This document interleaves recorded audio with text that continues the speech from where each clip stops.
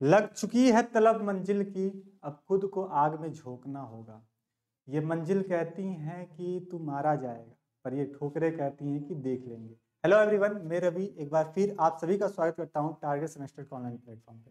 जैसे कि आप सभी पता है कि हम लोग बीएससी फर्स्ट सेमेस्टर में बॉटनी का इंपॉर्टेंट क्वेश्चन हमने डिस्कस कर लिए थे, इंपॉर्टेंट टॉपिक डिस्कस कर लिए थे। अगर आप कुछ ना पढ़े हो कि बॉटनी के ये टॉपिक गिने चुने टॉपिक आप पढ़ लो जो कि हर बार एग्जाम में सर्कुलेट होते हैं, अगर वो पढ़ लिए तो आपके एग्जाम में अच्छा बेनिफिशियल अच्छे नंबर आपको देखने मिल जाएगा। साथ ही साथ उसके वन शॉट रिवीजन भी कर लिए हम लोग। आज की क्लास में हम बात करने वाले हैं कि अगर जूलॉजी का अगर इंपॉर्टेंट टॉपिक आपको बता दिया जाए कि सर अगर जूलॉजी का इंपॉर्टेंट टॉपिक बता देते, जैसे कि बच्चे डिमांड भी कर रहे थे सर जिस तरह बॉटनी का बताए थे उस तरह जूलॉजी का भी इंपॉर्टेंट टॉपिक हमें बता दीजिए जिससे हमको अपनी इतनी सारी जो टॉपिक दिए हुई हैं 8 यूनिट की, अगर उसमें से जो इंपॉर्टेंट टॉपिक अगर पढ़ लेते हैं तो वो अगर इंपॉर्टेंट टॉपिक पढ़ के जाएं तो अगर वहां से क्वेश्चन मिल जाता है तो अपने पे सोने पे सुहागा वाली बात हो जाएगी। तो आप लोग की डिमांड को देखते हुए हम क्या किए हैं, आज जूलॉजी के मोस्ट इंपॉर्टेंट टॉपिक को डिस्कस करने के लिए आए हैं कि जो कि बार बार एग्जाम में आपके सर्कुलेट होते हैं, चाहे वो डिस्क्रिप्टिव फॉर्म में हो या फिर आपके एमसीक्यू के फॉर्म में हो। ठीक है, तो चलिए देखते हैं कि आज जूलॉजी में अपने पास जो 8 यूनिट दे के रखे हुए हैं उस 8 यूनिट में कौन कौन से इंपॉर्टेंट टॉपिक अपने को पढ़ने होते हैं। अगर हम बात कर लें यूनिट 1 और यूनिट 2 की, है ना, यूनिट 1 और यूनिट 2 की अगर बात कर लेते हैं तो इसमें से कौन सा ऐसे इंपॉर्टेंट टॉपिक है अगर इस पढ़ लो तो वहां से आपका ऑलमोस्ट क्वेश्चन कवर हो जाएंगे। जैसे कि आप पढ़ लो प्लाज्मा मेम्ब्रेन, यूनिट 1 में पढ़ लो प्लाज्मा मेम्ब्रेन। प्लाज्मा मेम्ब्रेन को से पूछा जा सकता है या फिर chemical structure of plasma membrane has like lipid और प्रोटीन। ये जो टॉपिक है अगर इसको पढ़ लेते हो तो यहाँ से आपको ऑलमोस्ट क्वेश्चन सॉल्व हो जाएंगे ऑब्जेक्टिव के। और डिस्क्रिप्टिव की बात करें तो डिस्क्रिप्टिव में डायरेक्ट पूछ लिया जाता है प्लाज्मा मेम्ब्रेन क्या होता है या फिर chemical structure of plasma membrane यानी कि लिपिड और प्रोटीन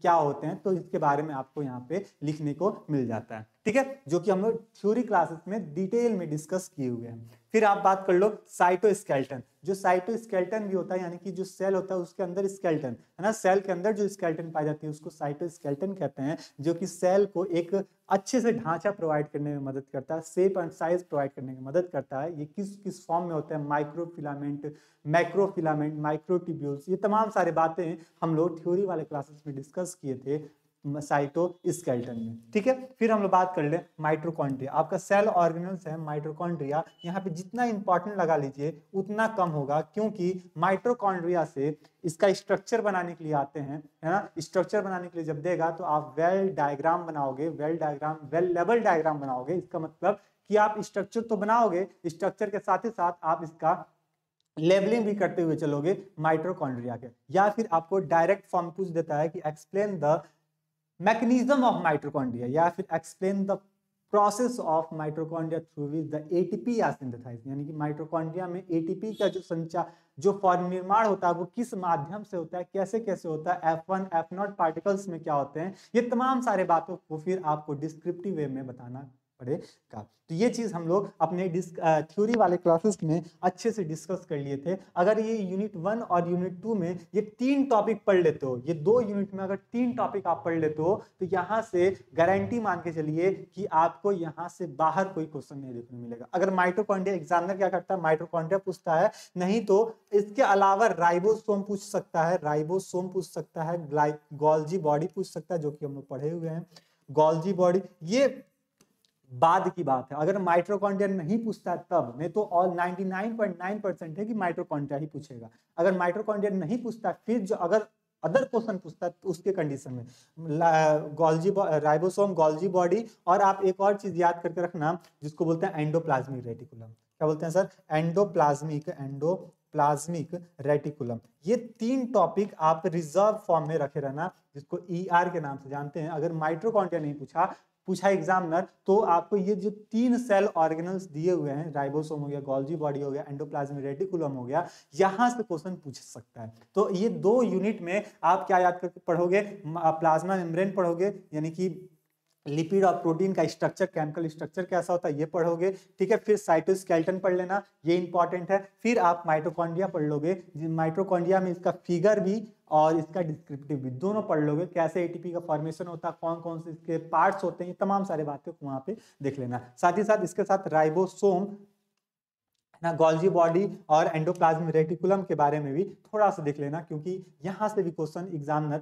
कभी काल क्वेश्चन पूछ ही लेता है, ठीक है। अब बात करते हैं यूनिट नंबर 3rd और 4th में आप क्या पढ़ोगे। यूनिट नंबर 3rd 4th की बात करें तो chemical structure and composition of DNA and RNA, यानी कि डीएनए और आरएनए को अच्छे से पढ़ लेना, क्योंकि यहाँ से क्वेश्चन पूछे जाते हैं, चाहे ऑब्जेक्टिव की बात कर लें चाहे डिस्क्रिप्टिव की बात कर लें। दोनों कंडीशन में, डिस्क्रिप्टिव में जब पूछा जाए तो या तो डीएनए पूछा जाएगा या तो आरएनए पूछा जाएगा, दोनों में से कोई एक पूछा जाएगा। लेकिन अगर ऑब्जेक्टिव की बात कही जाती है तो यहाँ से भर भर के क्वेश्चन आपको एग्जाम में देखने को मिलता है कि डीएनए में कौन सा केमिकल स्ट्रक्चर प्रेजेंट होता है जो कि आरएनए में नहीं होता है ना। तो वहां पे कितने बेस पेयर से मिलकर बने होते हैं, न्यूक्लियोटाइड न्यूक्लियोसाइड में क्या डिफरेंशिएट होता है, ये चीज वहां से आपसे देखने को मिल जाएगा। फिर यहाँ पे देखो types of DNA and RNA, DNA और आरएनए की कितने प्रकार होते हैं, है ना। डीऑक्सीराइबोन्यूक्लिक एसिड, राइबोन्यूक्लिक एसिड में कितने प्रकार होते हैं, A D N A, B D N A, Z D N A, ये सब भी बातें आप यहाँ से देखते हुए रहोगे, क्योंकि यहाँ से भी क्वेश्चन पूछे जाते हैं केमिकल स्ट्रक्चर, साथ ही साथ केमिकल स्ट्रक्चर के साथ आपका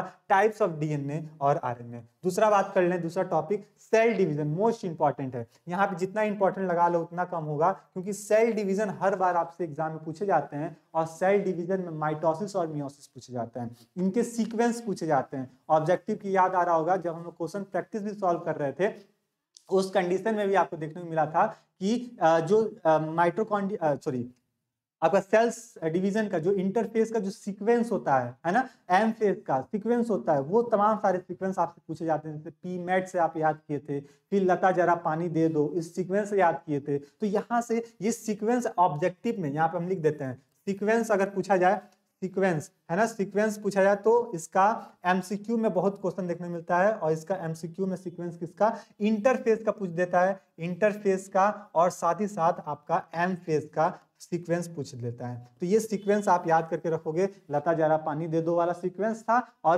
पी मेट वाला जो सीक्वेंस था, ये दोनों सीक्वेंस आप याद करके रखोगे। माइटोसिस और मियोसिस की भी अगर बात की जाए तो यहां से भी इसको ध्यान में रखते हुए आगे बढ़ोगे। फिर हम बात कर लेते हैं सेल साइकिल के बाद आता है एक अपना लिंक प्रोटीन होता है, जिसको जील प्रोटीन लिंक के नाम से जानते हैं। ये भी इंपॉर्टेंट होता है। एपोप्टोसिस जब पढ़ा जाता है तो एपोप्टोसिस, नेक्रोसिस, वहीं पे आता है जी प्रोटीन लिंक, जो दो प्रोटीन को आपस में कनेक्ट करने में मदद करता है। तो यहां से आपका डिस्क्रिप्टिव में, अगर आपके यूनिवर्सिटी में एग्जाम हो रहे हैं डिस्क्रिप्टिव के बेसिस पे, तो यहाँ पे जी लिंक से, प्रोटीन से आपसे एग्जाम पूछ लिया जाएगा, है ना, टॉपिक से पूछ लिया जाएगा। और नहीं तो एमसीक्यू से 1 से 2 क्वेश्चन, एमसीक्यू की बात की जाए, एमसीक्यू की बात की जाए तो 1 से 2 क्वेश्चन यहां से देखने को मिल जाएंगे, ठीक है, जीन प्रोटीन लिंक रिसेप्टर से। फिर अगला टॉपिक जो है मोस्ट इंपॉर्टेंट है, एपोप्टोसिस। ये मोस्ट इंपॉर्टेंट है, यहाँ पे स्टार लगा लीजिए, इंपॉर्टेंट लिख लीजिए, ठीक है। यहाँ पे जो करना है वो कर लीजिए, क्योंकि ये एग्जाम में क्वेश्चन छपते हैं कि एपोप्टोसिस क्या होता है, ठीक है, इसका मैकेनिज्म क्या क्या होता है। नेक्रोसिस तो उतना नहीं पूछता है, लेकिन एपोप्टोसिस आपसे पूछ लेता है ऑब्जेक्टिव में भी और आपके डिस्क्रिप्टिव में भी, क्योंकि ये टॉपिक नया टॉपिक है। और जब नया टॉपिक है एनईपी में, तो ये पिछले बार के एग्जाम में पूछे गए थे कुछ यूनिवर्सिटीज में, और इस बार के आपके यूनिवर्सिटीज में अगर एनईपी सिलेबस है ना, तो यहाँ पे एपोप्टोसिस वाला सीक्वेंस देखने को मिल जाएगा, जिसको प्रोग्राम दैट के नाम से जानते हैं, है ना। फिर इसी में सेल कम्युनिकेशन भी आपसे पूछा जा सकता है, सेल कम्युनिकेशन क्या होता है ना। तो सेल कम्युनिकेशन भी एक बार यहीं पे आप नोट कर लीजिए, सेल कम्युनिकेशन एक अगला पॉइंट बना के नोट कर लीजिए, सेल कम्युनिकेशन, है ना, सेल कम्युनिकेशन। कुछ लोग सेल सिग्नलिंग के नाम से भी जानते हैं, लेकिन सेल कम्युनिकेशन आप ध्यान रखना, सेल कम्युनिकेशन और एपोप्टोसिस। यानी कि यूनिट नंबर 3rd और 4th से क्या क्या पढ़ोगे आप, chemical structure composition of DNA RNA की बात कर लोगे, टाइप्स ऑफ डीएनए आरएनए की बात कर लोगे, सेल डिवीजन की बात कर लोगे, फिर जी प्रोटीन लिंक रिसेप्टर की बात कर लोगे, फिर आप एपोप्टोसिस और सेल कम्युनिकेशन की बात कर लोगे। ये 3 और 4 यूनिट में अगर ये टॉपिक पढ़ लिए तो इतना पढ़ने के बाद आपको यहाँ से एक भी क्वेश्चन इससे बाहर नहीं जाएगा, अगर इतना पढ़ लिए तो, ठीक है। आगे बात कर लेते हैं सर, 4th और 5th और 6th यूनिट में क्या क्या इंपॉर्टेंट है आपके एग्जाम के पॉइंट ऑफ व्यू से, कौन कौन से टॉपिक इंपॉर्टेंट है। 4th, 5th और 6th अपना जेनेटिक्स का है। जेनेटिक्स में आप पढ़ोगे आपका मोनोहाइब्रिड और डाईहाइब्रिड। मोनोहाइब्रिड, डाईहाइब्रिड लिखने के लिए आते हैं। और साथ ही साथ अगर एमसीक्यू की बात की जाए, है ना, अगर एमसीक्यू में आप पैटर्न पे आपका क्वेश्चन हो रहा है तो डाईहाइब्रिड मोनोहाइब्रिड का आपका रेशियो पूछा जाता है कि कितने कितने रेशियो में देखने को मिलता है, कोडोमिनेंस और का रेशियो पूछ लेता है, तो ये आप रेशियो ध्यान में रखोगे, ठीक है। कंप्लीट और इनकम्प्लीट डोमिनेंस की बात की जाए तो ये भी आपके लिए इंपॉर्टेंट है, यहां से इसको भी पढ़ लोगे, यहां से ये इंपॉर्टेंट क्वेश्चन पूछे जाते हैं, ठीक है। फिर हम बात करें sex determination. Sex determination Drosophila और ह्यूमन ऑब्जेक्ट थ्योरी की बात करें तो या तो आपसे ड्रोसोफिला पूछेगा या तो आपसे ह्यूमन का पूछेगा। सेक्स डिटर्मिनेशन दोनों अल्टरनेट करके पूछता है, तो ये बात ध्यान रखना कि हमको तो क्वेश्चन अटेम्प्ट करने से मतलब है, तो हम ह्यूमन का भी पढ़ लें तो और बेटर है, ड्रोसोफिला भी पढ़ लें तो और बेटर है। अब एग्जामिनर का क्या मतलब मूड कि ड्रोसोफिला पूछ रहा है कि ह्यूमन का पूछ रहा है, तो जो पूछे हमको वो कर लेंगे, ठीक है। तो सेक्स डिटर्मिनेशन इंपॉर्टेंट है, ये भी आपसे एग्जाम में पूछे जाते हैं। फिर आपको साइटोप्लाज्मिक इम्प्रिंटिंग की बात करें, साइटोप्लाज्मिक इम्प्रिंटिंग, तो ये भी आपके एग्जाम के पॉइंट ऑफ व्यू से इंपॉर्टेंट है, यहां से क्वेश्चन देखने को मिलते हैं, ठीक है। तो ये रही आपका 4th और 5th और 6th यूनिट की। अगर 5th और 6th यूनिट जेनेटिक्स में ये 3-4 टॉपिक आप पढ़ लेते हो तो यहां से ऑलमोस्ट आपके क्वेश्चन कवर हो जाएंगे, ठीक है। आगे बात कर लेते हैं 5th 6th के बाद 7 और 8 जो कि अपना लास्ट यूनिट होता है। 7th 8 में बात कर लें, आप 7th 8 में प्री डिग्री एनालिसिस पढ़ लो, ये आपके लिए सफिशिएंट हो जाएगा। फिर आपका इननेट एनालिसिस होता है, इननेट एनालिसिस, तो ये इननेट एनालिसिस, अच्छा इननेट एंड एक्वायर्ड, यहाँ पे थोड़ा मिस टाइपिंग हो गया है, इसको सही कर लेना। क्या आता है इननेट और एक्वायर्ड, है ना, इननेट और एक्वायर्ड, या फिर आपका एक्वायर्ड में ही एक्टिव और पैसिव, एक्टिव और पैसिव इम्यूनिटी होता है। तो ये चीज आप ध्यान रखना है, यहां से ये चीज पूछा जाता है इम्यूनिटी सिस्टम से। साथ ही साथ आप इम्यूनोलॉजी पढ़ लो, है ना, जिसको आईजी के नाम से जानते हो, जिसमें 5 टाइप के होते हैं, याद आ रहा होगा ऑब्जेक्टिव हम लोग सॉल्व किए थे गेम डी के नाम से, है ना, कुछ लोग को याद आ रहा हो गेम डी, तो ये ऑप्शन ट्रिक्स हम लोग याद किए थे। फिर एक्सपेंशन ऑफ HLA जीन जो है ये भी पढ़ लो, ये भी आपके लिए इंपॉर्टेंट है। लेकिन इस टॉपिक में से भी मोस्ट इंपॉर्टेंट आप क्या पढ़ लेना, ये इम्यूनोग्लोबुलिन पढ़ लेना और इननेट एक्वायर्ड इम्यूनिटी वाला जो पोर्शन है, ये 2 टॉपिक अगर पढ़ लिए तो आपका 7th और 8th का बेड़ा पार हो जाएगा। यानी कि ये कुल मिला के आपकी पूरी सिलेबस का इंपॉर्टेंट जो क्वेश्चंस हैं, सॉरी इंपॉर्टेंट जो टॉपिक हैं, वो सारे के सारे आपके सामने रख दिया गया कि अगर इस 8 यूनिट में ये 18 से 20 टॉपिक जो हैं अगर इतना पढ़ लेते हो तो आपके लिए एग्जाम में रामबाण साबित होने वाला है, ठीक है। अब जितने लोग को नहीं पता है कि सर थ्योरी क्लासेस इसकी पढ़नी है, थ्योरी कहाँ से पढ़ें, ऑब्जेक्टिव तो हम लोग पढ़ लिए, थ्योरी पढ़ने के लिए आप क्या करोगे, प्ले स्टोर पे जाओगे, वहां से डाउनलोड करोगे टारगेट गुरुकुल मोबाइल ऐप, और वहां पे सारथी बैच मिल जाएगा ऐप पे, जिसका सारथी बैच के नाम से होगा, ठीक है। तो वहां से उसको ज्वाइन कर लेना, जिसमें हम लोग कंप्लीट बाइलैंग्वेज के फॉर्म में हिंदी और इंग्लिश, यानी हिंदी मीडियम वाले बच्चे और हिंदी मीडियम वाले बच्चों को दोनों को ध्यान में रखते हुए दोनों लैंग्वेज में यहाँ पे सिलेबस को कंप्लीट किया गया है, चाहे जूलॉजी की बात की जाए, बॉटनी की बात की जाए, या इवन केमिस्ट्री की बात की जाए, ठीक है। तो ये रहा आपका कंप्लीट जूलॉजी का इंपॉर्टेंट टॉपिक, जो कि आप ये 8 यूनिट में इतने टॉपिक पढ़ लो, 18 से 20 टॉपिक पढ़ लो, तो आपके एग्जाम में, जूलॉजी के एग्जाम में ऑलमोस्ट मतलब 90+